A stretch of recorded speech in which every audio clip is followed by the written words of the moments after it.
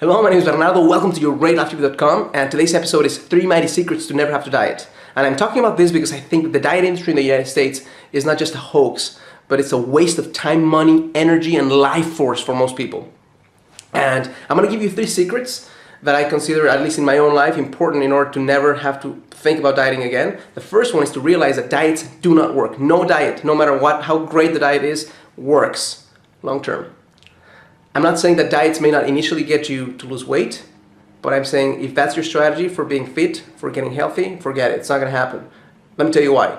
Diets don't work because they don't generally foster balanced eating habits. And if they don't foster balanced eating habits, then they're not sustainable, which is another reason. If they're not sustainable, you can do them for a while, but you're eventually going to fall back onto your previous eating habits because at least you can control that. It's something that feels much better to you than something that's extreme.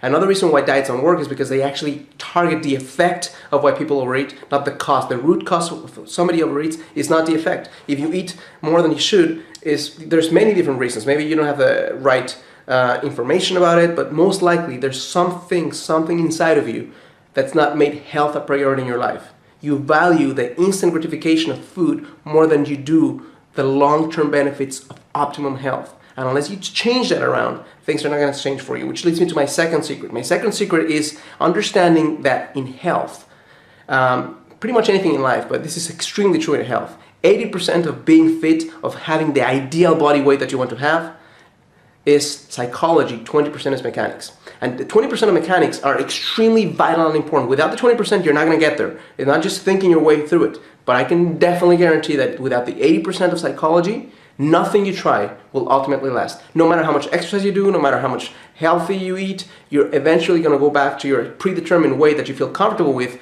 because you may have something in your head that's telling you, hey, I don't deserve to feel this way, or being completely fit is selfish, or maybe you value certain feelings more than you do because they're more instant, like eating chocolate cake, right? It's instantly, you have maybe 10 or 6 or 10 different emotions: gratitude, passion, you have excitement, you have comfort, all those things you actually feel.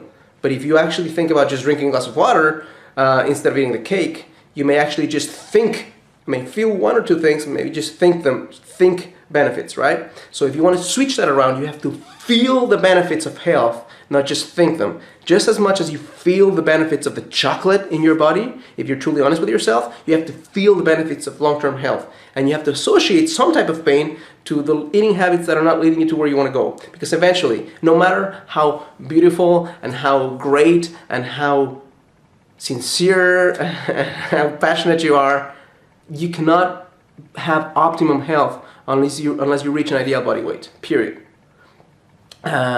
So I challenge you to come up with emotional reasons to leave health that go beyond just looking great. Because looking great is something that may seem selfish to you at some level in your mind, but having the stamina, having the strength to endure, having more of yourself to share with others, put it onto something that you really value in life and see how that gets affected, the better your health becomes, and how unselfish it is to be healthy. Because again, as I've mentioned previously, if you're unhealthy, you have to focus on yourself. If you're healthy, you can focus on others. Third secret to never have to diet is to realize that the only thing that truly ends up working is to develop balanced eating habits. And again, one suggestion to develop balanced eating habits is to, after you change your ideas about what it really means to be fit, what it really means to have the perfect ideal body for you.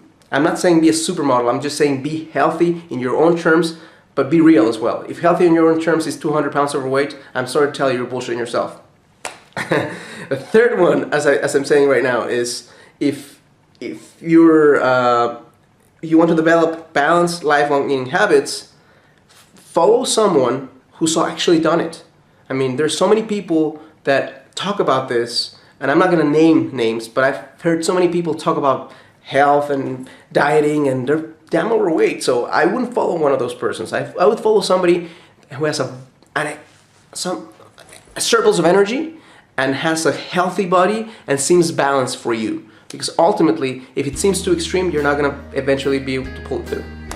That's pretty much what I have for you today. So my challenge for you today is to challenge your own ideas about dieting. If you're dieting right now, I want you to stop it. I'm not saying I want you to stop eating healthy. I want you to stop the idea that by dieting you're gonna get to where you want to be, because you're not. If you are completely imbalanced with your mind and your body, you're gonna get there. But make it holistic, even if it takes you longer, make it in such a way that you're developing the habits that will actually carry you through life. Because it's no good to develop some habits that are radical. Never eat bread, right, for a month. And then what do you do after that? You have to eat bread, right? So it's better to eat the right kinds of bread from right now, lose weight a little bit slower, but have something that will last for a lifetime. Thank you so much. That's all that I have for you today. And I challenge you to live a conscious and a full life.